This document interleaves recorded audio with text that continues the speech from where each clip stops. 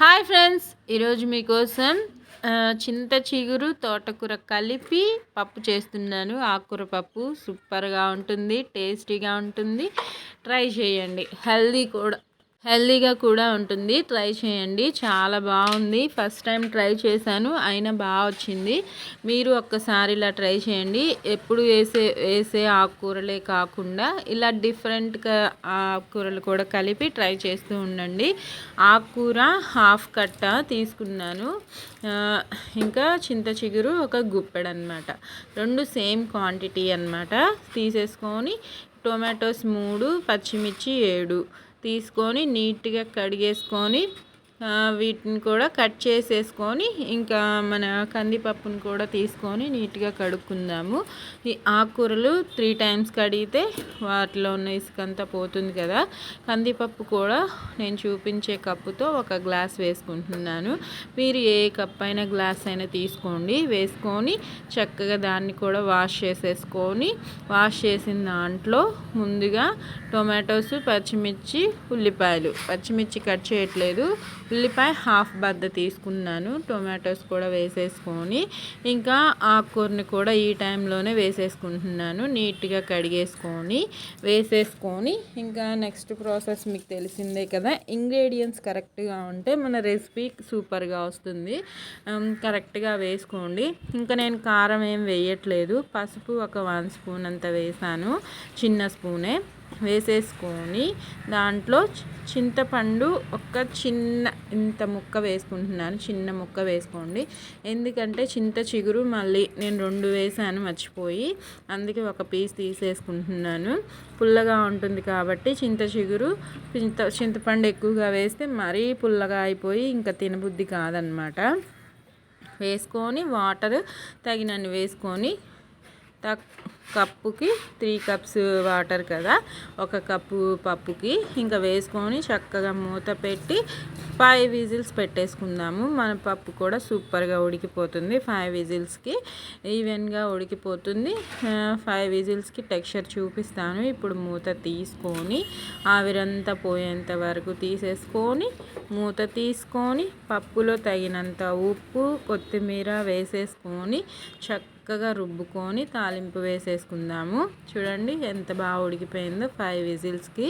ఇంకా మీరు ఇంకాస్త స్పైసీగా కావాలనుకుంటే పచ్చిమిర్చిని పెంచుకోండి.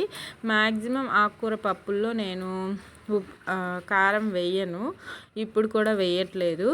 ఇంకా కొత్తిమీర 1 పిరికెడు వేసేసుకుందాము. మన పప్పులో ఇలాంటి ఆకుకూరల రెసిపీస్లో సూపర్గా ఉంటుంది టేస్ట్.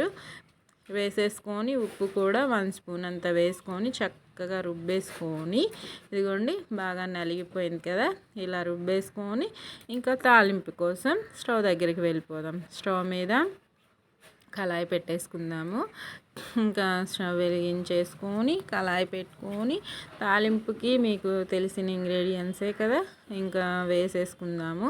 ఆయిల్ 2 స్పూన్స్ అంత సరిపోతుంది. పప్పులకి చారులకి ఎక్కువగా ఏం పట్టదు. 2 స్పూన్లంత ఆయిల్ వేసుకుంటున్నాను.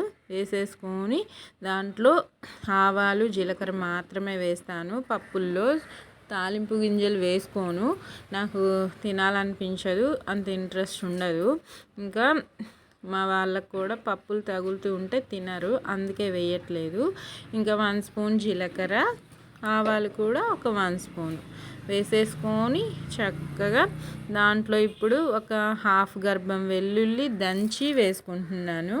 అది కూడా బాగా ఫ్రై అయిపోయిన తర్వాత కరివేపాకు, ఎండుమిర్చి 2 ఎండుమిర్చి, 2 రెమ్మల కరివేపాకు వేసేసుకొని బాగా ఫ్రై చేసేసుకొని ఈ తాలింపుని మన ఆకుకూర పప్పులో మిక్స్ చేసుకుంటే చాలా చాలా టేస్టీగా యమ్మీగా ఉంటుంది.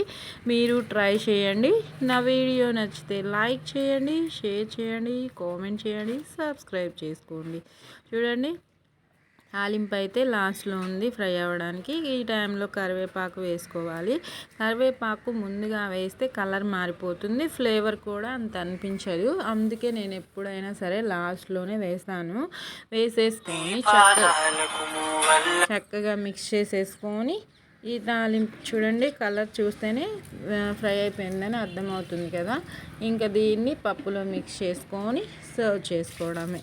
చూడండి కలర్ఫుల్గా ఎంత బాగుంటుందంటే టేస్ట్ కూడా అంతే బాగుంది.